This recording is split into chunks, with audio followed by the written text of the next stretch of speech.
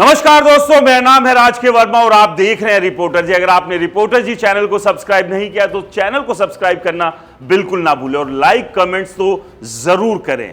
हरियाणा के विधानसभा चुनाव के बाद अब सभी लोग एक तिकड़म में लगे हुए कि किसी तरह से नायब सिंह सैनी के मंत्रिमंडल में उन्हें जगह मिल जाए और इस सब के लिए भागदौड़ जो है हरियाणा से लेकर दिल्ली के बीच लगातार चल रही है और तमाम जो अब विधायक बने हैं वो अपने अपने बड़े नेताओं के यहां हाजिरी भी लगा रहे हैं और कोशिश यही है कि किसी तरह से उन्हें मंत्रिमंडल में शामिल कर लिया जाए। और इस कोशिश में कितने लोग कामयाब रहते हैं और कितनों के हाथ निराशा लगती है तो खैर आने वाले कुछ दिनों में पता ही लग जाएगा। लेकिन चाहत हसरत हर किसी की होती है और होनी भी चाहिए। और जो विधायक बने हैं उनमें से कई ऐसे नाम हैं जहां लगभग ये तय माना जा रहा है कि उन्हें मंत्रिमंडल में तो शामिल किया ही जाएगा। लेकिन कुछ ऐसे नए चेहरे हैं वो भी ये उम्मीद लगा रहे हैं कि उन्हें भी मंत्रिमंडल में शामिल किया जाए, वो भी विधायक के साथ साथ मंत्री बने। लेकिन इस सबके बीच अनिल विज साहब के बारे में बात करेंगे।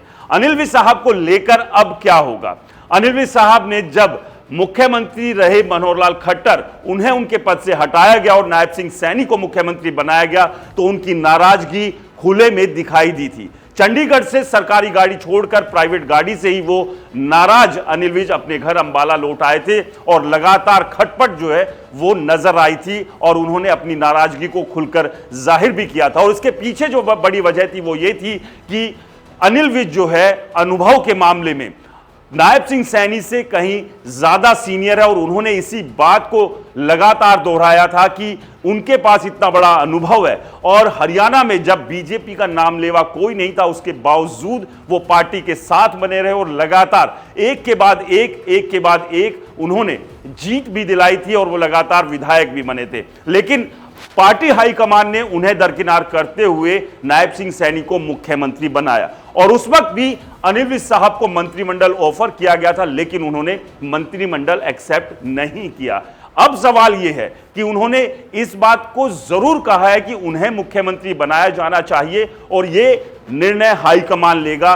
खैर ये साफ है कि हाईकमान निर्णय पहले ही ले चुका था। जब पंचकुला में जब अमित शाह ने एक जनसभा को संबोधित किया था तो उन्होंने साफ कह दिया था कि नायब सिंह सैनी ही 2024 के विधानसभा चुनाव में हमारे मुख्यमंत्री के चेहरे रहेंगे और इस बात को उन्होंने चुनाव के दौरान कई बार दोहराया भी। यानी कि उन्होंने साफ कर दिया था कि किसी के मन में अगर जरा सी भी हसरत मुख्यमंत्री की बनने की है तो वो ये हसरत ना पाले क्योंकि उनका ये ख्वाब, ये सपना टूट जाएगा। लेकिन अनिल विज साहब बीच बीच में लगातार इस बात को दोहराते रहे और उनके साथ एक और बड़े नेता केंद्रीय राज्य मंत्री राव इंद्रजीत सिंह भी थे। लेकिन खैर हम बात कर रहे हैं अनिल विज साहब की और अनिल विज साहब के सामने अब क्या एक तरफ कुआं और एक तरफ खाई की स्थिति है। यानी कि उनके गले में छछूंदर फंस गया जो ना निगले जाए ना उगले जाए क्योंकि अब नया मंत्रिमंडल बन रहा है। मुख्यमंत्री तय है कि नायब सिंह सैनी ही होंगे।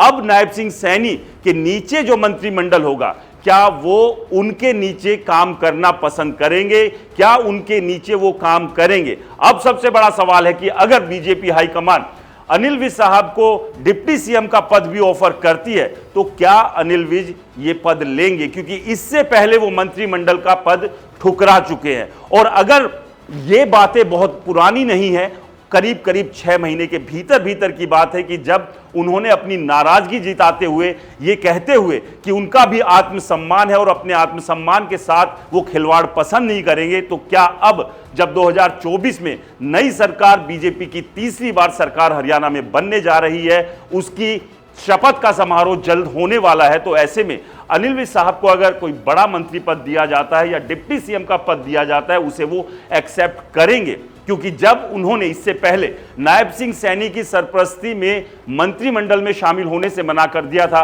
तो अब वो क्या करेंगे, ये अपने आप में एक बड़ा सवाल है। और इसका इंतजार चंद दिनों में ही खत्म हो जाएगा जब मंत्रिमंडल की घोषणा होगी कि अनिल विज साहब जो है वो मंत्री बनना नायब सिंह सैनी की कैबिनेट में पसंद करते हैं या नहीं करते हैं। आपको क्या लगता है हमें कमेंट्स कर जरूर बताएं। रिपोर्टर जी चैनल को सब्सक्राइब नहीं किया तो दोस्तों चैनल को सब्सक्राइब करना बिल्कुल ना भूलें। नमस्कार।